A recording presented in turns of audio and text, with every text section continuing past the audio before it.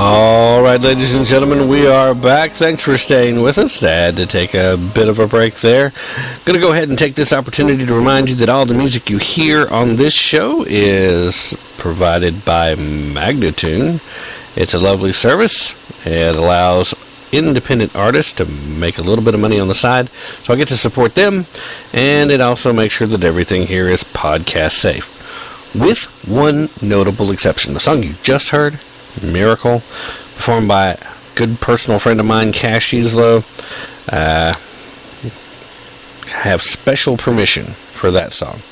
So if you hear that, you like it, and you want to use it, you decide to go check out Magnatune, sorry, this one isn't there. This one's special permission, but you know what?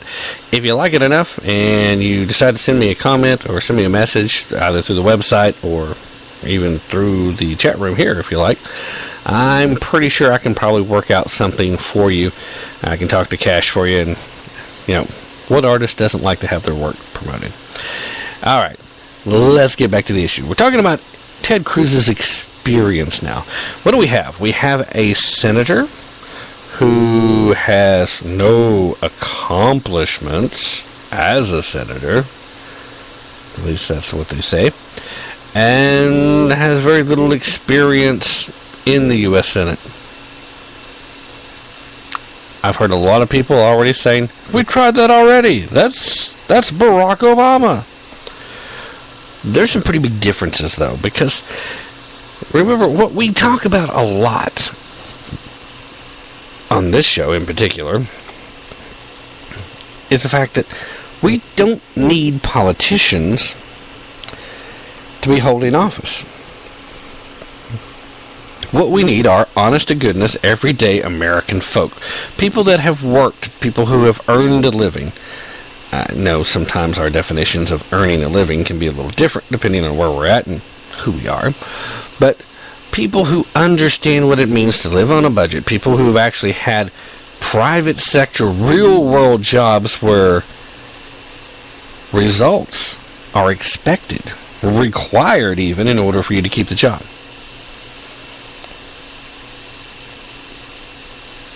Barack Obama was a community organizer and a teacher. And not knocking on teachers, because he wasn't like a elementary school teacher. He was a collegiate teacher, where there's not a whole lot of pressure.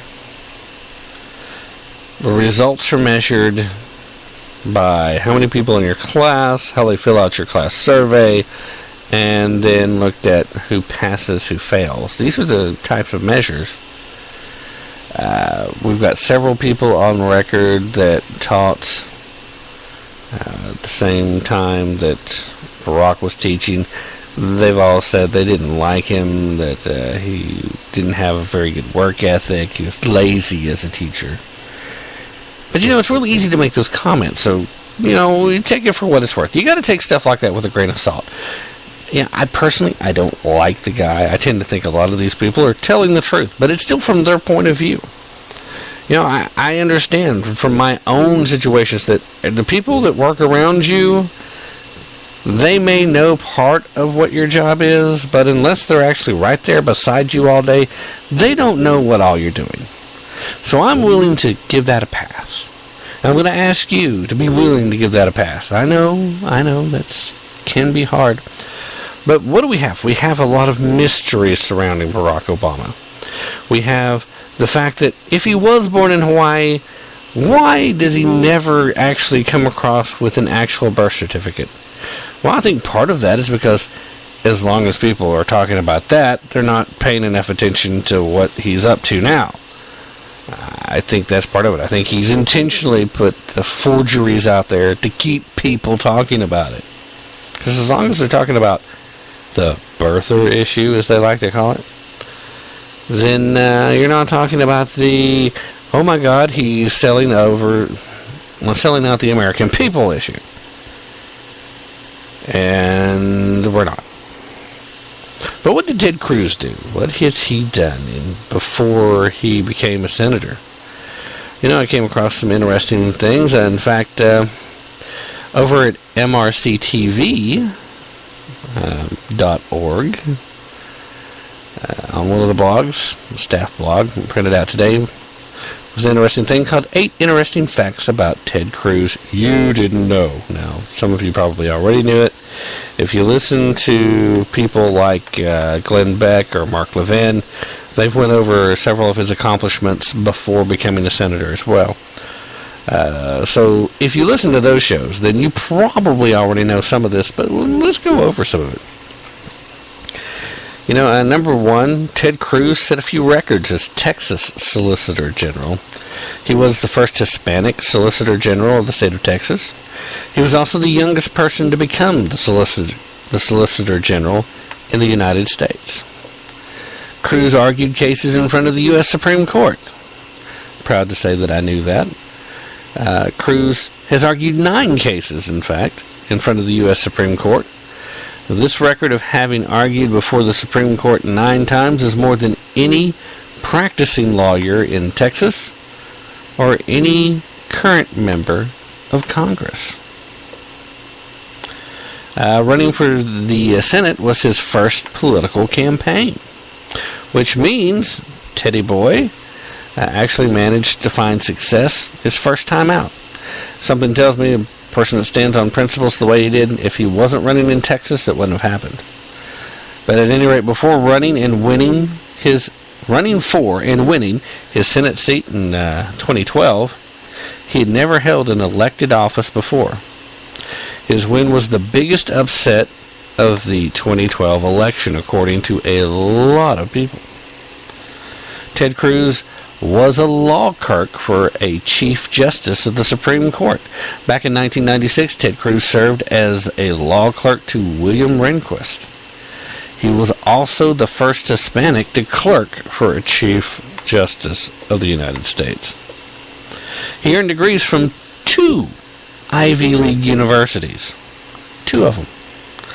Cruz graduated cum laude from Princeton University with a B.A. in Public Policy. His second degree was from Harvard Law School, where he graduated magna cum laude with a Juris Doctorate degree. Now, this one's on the list, although we've already talked about this, and, you know, the bottom line is unless you've been under a rock and paid absolutely no attention the last couple of days, you already knew this one. Ted Cruz was born in Canada. What's that about? Ted Cruz is Canadian. Evidently, Ted Cruz was born in Calgary back in 1970. His parents were working in the oil business in Canada. His father was born in Cuba and his mother was born in Delaware. We've covered all this. And he is a U.S. citizen because his mother was born in the United States. He held dual citizenship in both the United States and Canada until he revoked his Canadian citizenship back in 2014. Although that probably really wasn't necessary. But, you know, you just can't make some people happy. Cruz was a law professor. Okay, now here's something else he has in common with Barack. Oh, no. Before becoming a senator, Ted Cruz was an adjunct law professor. From 2004 to 2009, Cruz taught U.S. Supreme Court litigation at the University of Texas. Number 8 on the list was won a debate national championship. Yes, indeed. Cruz, along with his classmate David Panton, won the American Parliamentary Debate Association's national championship while he was at Princeton. Cruz was also named Speaker of the Year.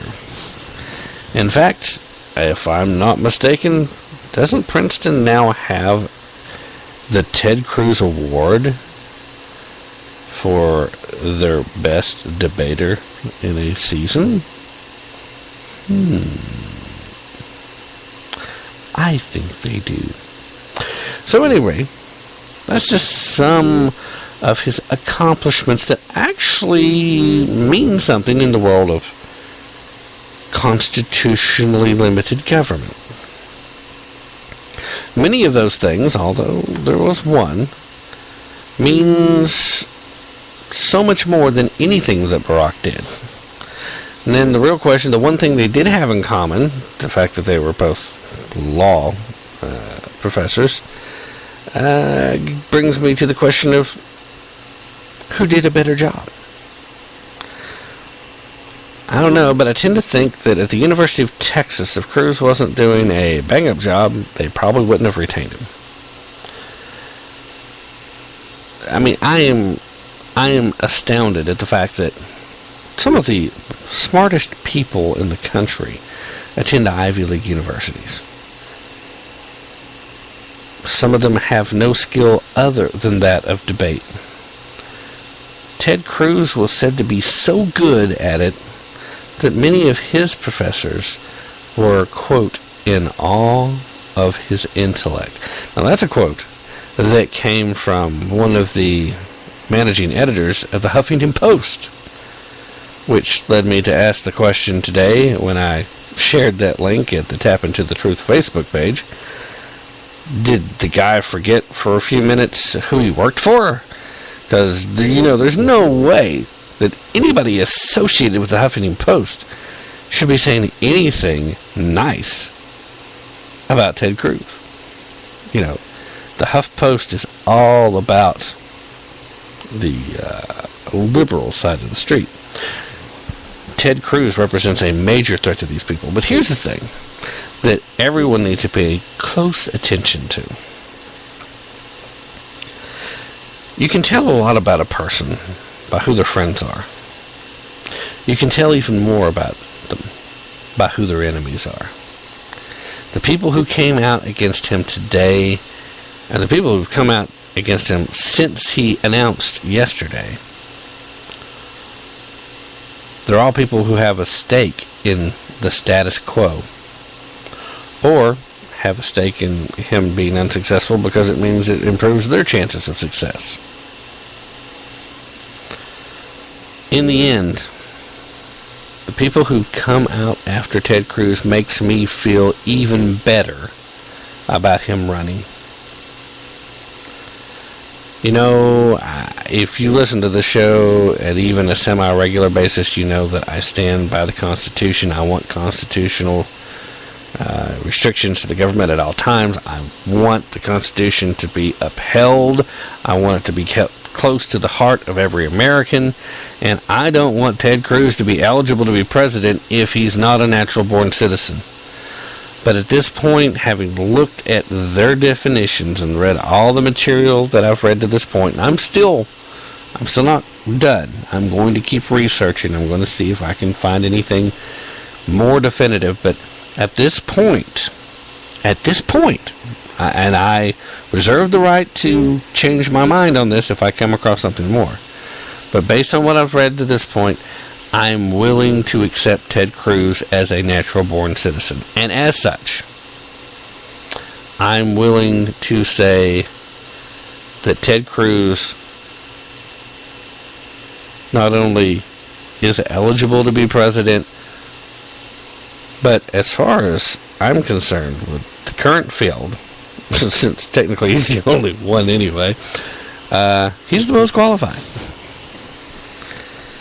Again, I would love to see Scott Walker get into this race officially. I would love to see a ticket that included Cruz and Walker. I would stand a ticket that included Cruz and Rand Paul. There's not too many other candidates out there, or potential candidates out there, that I'm particularly excited about. I don't know how the rest of you feel. I know I'm definitely not happy about the prospects of Jeb Bush. I think he's far too progressive. I feel the same way about Mike Huckabee. Mike Huckabee is a big supporter of the Common Core.